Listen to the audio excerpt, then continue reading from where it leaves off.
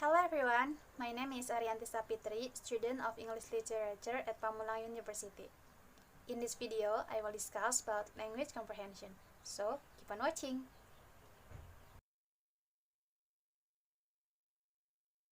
Language comprehension is a term used to describe person's ability in understanding language, both orally and writing.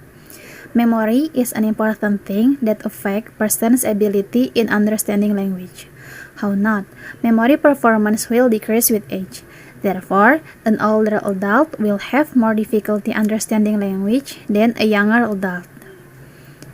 Memory plays an integral part in listening to utterances we have heard in the past, whether it was last week, last month, or even last year. The words that we have heard before are stored in our memories. Therefore, when we hear the word again, our memory will work to remember it.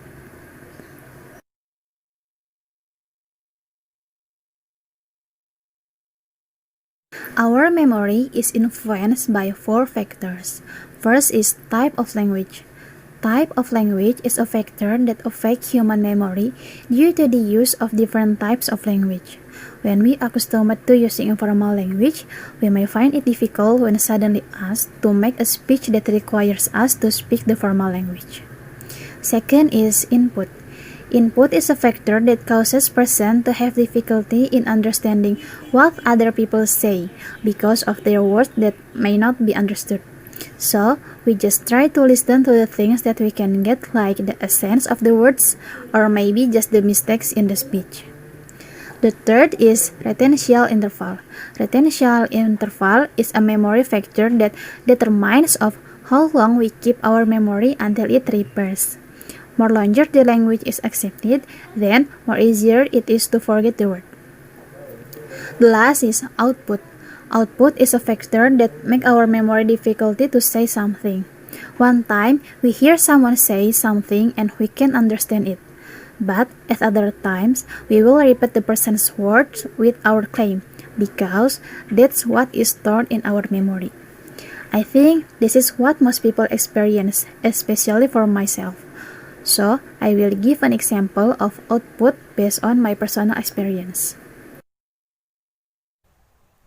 When studying face-to-face, usually my lecturer explained the material with a long explanation.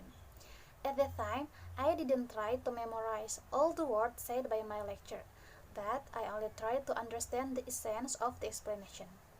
Therefore, it will be difficult for me when my friend asked me to re-explain what my lecturer said in detail. Then, I was only able to explain the lecturer's explanation by my own language more concisely and to the point based on the words said by my lecturer. So now, we discuss about memory for prose. Memory for prose can be said as something complicated because at the same time someone must understand how the prose is studied, how its content is represented in memory, and how retained information is used in reconstructing the original prose. Generally, humans learn speech by listening to it for its meaning and by discerning its word-for-word content quickly. In the process of learning, they try to identify reference, draw inferences like get at indirect meanings, and in general build global representation of the situation being described. However, human memory will have difficulty in remembering this speech. They fail miserably on its verbatim content.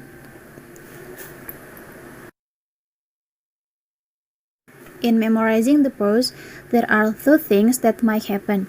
First is short term. In short term, speech can be represented verbatim in the form of constituents. Speech errors, hesitation, and stutters are generally not represented. The propositions built from a sentence are also available over the short term. Second is long term.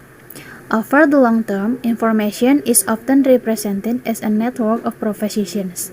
Yet in normal situations, information is incorporated into global representation that are relatively independent of the sentences from which they were built.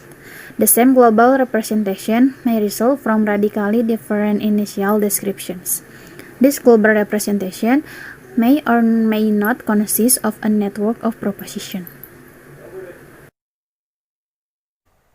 Okay, that's all for the video and thank you for watching.